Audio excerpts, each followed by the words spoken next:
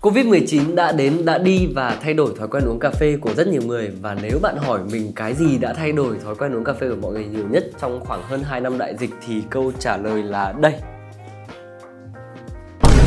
Staresso Mirage. Lý do thì đơn giản thôi, chiếc máy này có giá thành phải chăng, cái khả năng vận hành cực kỳ đơn giản và dễ dàng, và cuối cùng nó cho ra một cái chất lượng cà phê espresso tương đối ổn. Nói chung về cơ bản ai uống cũng có thể cảm thấy là nó nhẹ nhàng, dễ chịu và ngon. Ngoài ra thì sự phổ biến của chiếc máy Staresso Mirage này nó còn đến vào yếu tố thị trường. Khi mà cái cơn đại dịch đến thì trên thị trường có khá là ít những cái lựa chọn về pha chế cà phê và chúng ta thường hướng đến một cái ly cà phê đậm đà. Chiếc máy này với sức chứa 18g cà phê cũng như là cho ra cái ly espresso khá là phù hợp với khẩu vị người Việt thì khi đấy đã trở thành lựa chọn hàng đầu của chúng ta trong cái thời điểm mà dịch đã kéo đến. Chia sẻ thêm một chút thì mình cũng bắt đầu với hành trình pha chế cà phê với một chiếc máy Staresso, nhưng mà không phải chiếc Mirage này mà là một cái phiên bản mini, nhưng mà rất tiếc là nó đã bị vỡ trong cái quá trình mình sử dụng từ trước đấy rồi. Và mới đây thì Staresso với cái phiên bản Mirage được yêu thích nhất này, họ đã ra một cái phiên bản mới nhất mang tên là SP300 Plus. Và hôm nay nó đang có mặt ở đây để chờ chúng ta khám phá. Trước khi khám phá chiếc Staresso Mirage phiên bản mới nhất này thì hãy để lại một like, một subscribe vì chúng mình rất cần nó để có thêm động lực sản xuất những cái nội dung mới tiếp theo. Và giờ thì bắt đầu thôi.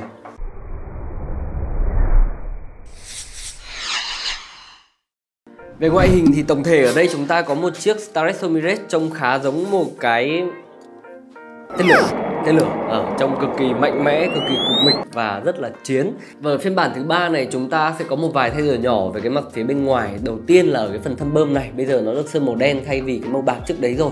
Cá nhân mình thì mình thích cái màu bạc trước đấy hơn vì nó có cái sự tương phản về màu sắc, nó đem đến một cái cảm giác thanh thoát hơn. Còn cái màu đen này thì bù lại nó có cái cảm giác mạnh mẽ hơn khá là nhiều. Tiếp theo, cái khoang chứa ở dưới này nó đã được làm bằng nhôm rồi chứ nó không phải là nhựa như ngày xưa nữa. Thì đây là một cái điểm cộng khi mà cái phần nhôm này nó được hoàn thiện khá là tốt, nhẹ, dễ chịu, thoải mái. Nó tạo ra cho chúng ta một cái chiếc máy có cảm giác là cao cấp hơn, chắc chắn hơn với phiên bản trước đấy một chút.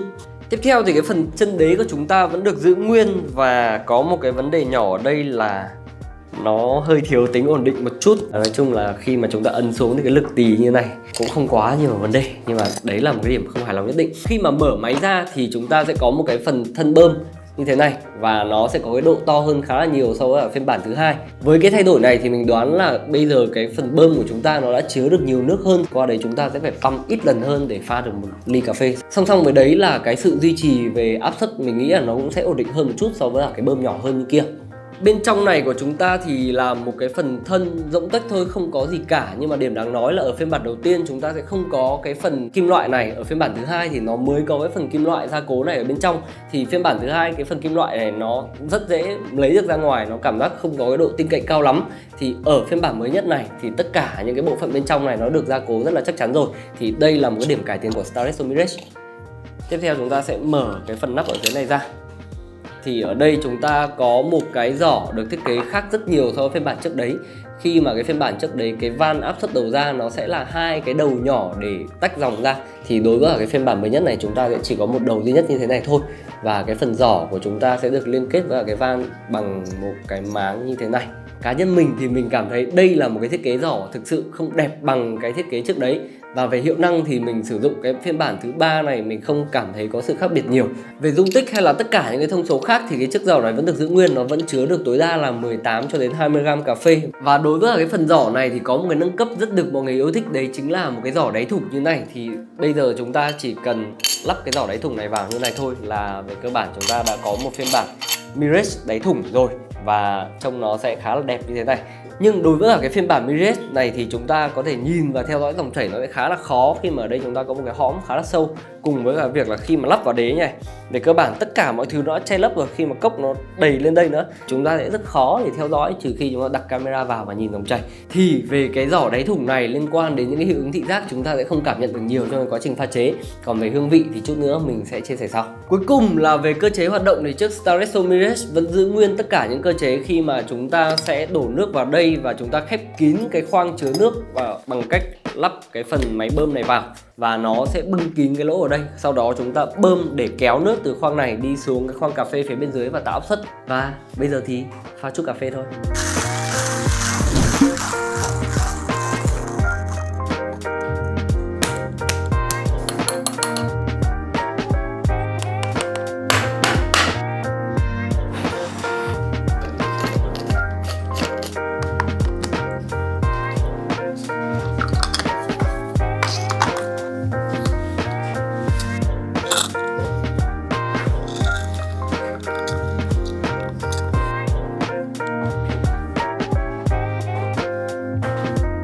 Ok, vậy là chúng ta đã pha xong một ly espresso với cả Staresso Mirage. Có một ly espresso khá là đẹp mắt với cả một lớp crema mịn. Về hương vị thì Staresso đem đến một ly espresso không quá xuất sắc. Nó sẽ chỉ rơi vào khoảng tầm từ 6 cho đến 8 điểm. Giống như Nano hay là những cái sản phẩm có van áp khác thì chúng ta sẽ phải đánh đổi bằng cái việc là đầu ra cà phê nó sẽ bị giới hạn ở một mức nhất định. Qua đó chúng ta phải chọn một cái ngưỡng xay cà phê tương đối thô. Cụ thể hơn ở đây thì chúng ta sẽ có một cái ly cà phê với body hơi yếu và cái sự rõ ràng về mặt hương vị không cao. Nhưng mà bù lại thì nó là một cái ly cà phê rất là dễ uống. Có nghĩa là chúng ta bỏ bớt đi những cái tiêu chí là một ly espresso phải có cái này, phải có cái kia, phải có body, phải có ABCDEZ. Thì chúng ta sẽ có một cái ly cà phê dễ uống, dễ thưởng thức và nó có thể phù hợp gần như với bất kể ai, trừ những người có tiêu chí khá là cao. Cơ bản là nếu mà bạn hướng đến cái nhu cầu thưởng thức espresso và coi espresso như là một cái món ăn tinh thần, hay là muốn nâng cao những cái trải nghiệm đồ uống của mình thì mới phải cân nhắc đến cái khả năng chiết xuất của Staresso Mirage. Còn nếu mà bạn hướng đến những cái nhu cầu phổ thông thì đây là một ly espresso mình nghĩ là quá ổn rồi. Tiếp theo là mình sẽ nói về một cái nâng cấp rất đáng lưu ý với cả Staresso Mirage. Đấy chính là mọi người thường hay thay cái giỏ đáy thùng này vào. Thì mình cũng đã trải nghiệm cái giỏ đáy thùng này với Staresso Mirage rồi và nó đem đến một cái ly cà phê có độ rõ ràng cao hơn. Cùng với đấy là việc chúng ta có thể tinh chỉnh độ mịn thì nó có thể khai thác được nhiều hơn từ cà phê. Qua đấy thì cái trải nghiệm với ly espresso từ cái giỏ đáy thùng này của mình đánh giá là cao hơn so với cái bản zin. Và cuối cùng thì là một phần mà chúng ta sẽ không bao giờ có thể bỏ qua, đấy chính là đánh giá về workflow của một sản phẩm. Bạn muốn nghe tin gì trước, tin vui hay tin buồn? Vui trước nhé.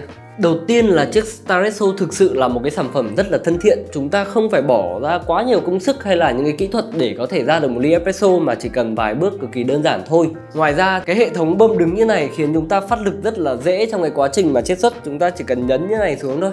Khi mà dùng cả lực của bàn tay lẫn cánh tay thì mọi thứ diễn ra rất là dễ chịu và thoải mái. Việc pha mà không cần phải cầm hay là giữ cái chiếc máy như là Pico hay Nano với cả cái chiếc Staresso này cũng đem đến những cái lợi thế nhất định khi mà chúng ta dùng tại nhà hay là dùng tại văn phòng, thì nó đem đến một cái cảm giác vững chãi rất là cao, có cái tính ổn định rất là vượt trội. Còn đối với cả những cái môi trường ngoài trời thì cá nhân mình đánh giá là chẳng hạn như là đi suối nhá, có rất nhiều những cái sỏi đá ở đấy mà chúng ta sẽ khó để tìm được một cái mặt phẳng ổn định để pha chế, thì khi đấy thì nó có thể là điểm yếu của chiếc Staresso Mirage này. Còn bây giờ chính là tin buồn. Đầu tiên phải nói đến việc preheat. Nước khi mà đổ vào cái phần khoang bơm như này ấy, nó sẽ chỉ được bịt kín khi mà chúng ta lắp cái phần máy bơm này vào như này. Đây bạn có thấy không? Nó chỉ được bịt kín khi mà cái phần máy bơm nó sẽ che hết hoàn toàn cái phần lỗ này. Nhưng mà khi mà chúng ta đổ nước vào chúng ta phải mở nó ra chứ. Thì khi đổ nước nó sẽ chảy tò đây. Cách giải quyết của mình là mình sẽ lắp trước cái phần máng lọc này vào để nó cản bớt phần nào đấy cái phần nước chạy qua và rót nước nhanh. Sau đấy thì mình sẽ ngay lập tức đóng cái phần này vào lại. Nó làm cho cái việc preheat nó trở nên lươm rươm, rườm rà và khá là khó kiểm soát. Điều này là mình cảm thấy không thích một chút nào, khi mà cái vấn đề preheat nó luôn luôn rất quan trọng trong cái quá trình mà chúng ta pha chế thủ công. Tiếp theo là liên quan đến cái vấn đề là bơm dọc này. Thì nó đã có cái ưu điểm mình đã nói ở trên rồi, nhưng mà nhược điểm của nó là chúng ta dùng cả cái phần cánh tay lẫn bàn tay như này để phát lực. Nó sẽ phát ra một cái lực khá là mạnh, thì với một cái lực mạnh như thế chúng ta sẽ có cảm nhận ít hơn về cái độ phản hồi cũng như là điều tiết khó hơn. Điều tiết là ở đây là như nào? Có nghĩa là nó sẽ không phải là khó để điều tiết nhanh, chậm, mạnh, nhẹ. Cái đấy là rất dễ rồi, nhưng mà nó sẽ liên quan đến cái cảm giác thật tay hay không ấy. Chẳng hạn như là đối với cái chiếc Pico mình sử dụng ấy, có những shot mình cảm giác bóp hơi nặng nhưng mà mình cảm nhận được cái độ phản hồi nhất định nhá. Sau đấy mình bóp chậm lại và nó nhẹ nhẹ dần đi, thì những cái đấy mình cảm nhận được rất là rõ và mình điều tiết được cái nhịp độ bóp của mình để làm sao cho ra được một ly cà phê nó vẫn tốt.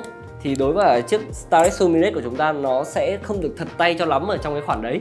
Vấn đề tiếp theo liên quan đến yếu tố vận hành đấy chính là cái phần back screen này. Nó dàn ra những cái lỗ chia nước rất là thưa thớt và qua đấy mình cảm giác nước đi xuống cái phần bánh cà phê nó không có cái độ đồng đều cao. Chẳng hạn như bạn nhìn thấy kể cả những cái miếng lọc của Aeropress hay là của những cái dụng cụ pha espresso khác, nó đều hướng đến cái việc là sử dụng nhiều cái lỗ này nhất có thể để hướng đến cái việc là điều phối nước đều.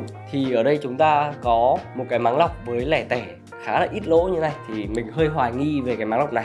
Đến cuối cùng là một cái vấn đề nhức nhối của mình nhất với cả chiếc Staresso Mirage này. Đấy chính là việc sau khi chúng ta pha cà phê chúng ta sẽ không thể có một cái chiếc bánh cà phê khô. Thậm chí là mình đã cố gắng ép rất là nhiều rồi thì khi mà mở ra nó vẫn long bóng nước trên này. Và ngay cả với cả cái giỏ đáy thùng thì cá nhân mình vẫn chưa thể làm cho cái bánh cà phê khô được. Quan trọng nhất là khi mà sử dụng máy xong chúng ta vệ sinh nó bị lích kích, nó bị nhơ, nó bị bẩn bẩn như này, thì trong rất nhiều tình huống như là đi ra ngoài trời, như là ở công ty, bạn sẽ không muốn gặp cái điều đấy. Và cuối cùng chúng ta không thể nhắc đến một điều rất quan trọng, đấy chính là mức giá. Chiếc máy này nó có giá khoảng từ 1,7 triệu cho đến 2 triệu đồng, một mức giá rất ổn nếu mà bạn đang tìm đến một cái dụng cụ pha chế với cả một cái mức kinh phí nhất định. Chúng ta sẽ có một chiếc máy giá khá là hợp lý, vận hành đơn giản, pha espresso ổn. Về mặt workflow thì mặc dù nó đã được cải tiến rồi và vẫn còn những cái yếu điểm nhất định, nhưng mà trong cái quá trình sử dụng, cụ thể ở đây mình đã sử dụng nó khoảng tầm gần 2 tuần, thì mình cũng đã khắc phục được phần nào những cái vấn đề mình vừa nêu ở trên. Nói chung là không thực sự dễ chịu cho lắm khi mà chúng ta phải đối mặt với cả những cái vấn đề như thế, nhưng mà về cơ bản nó là có thể chấp nhận và khắc phục được. Còn bạn nghĩ sao về chiếc Staresso Mirage SP300 Plus? Hãy để lại ý kiến của mình dưới phần comment nhé. Và đừng quên để lại một like, một subscribe trước khi tắt video và chuyển sang một cái nội dung khác. Bây giờ thì xin chào và hẹn gặp lại các bạn trong video lần sau của Espresso Maker.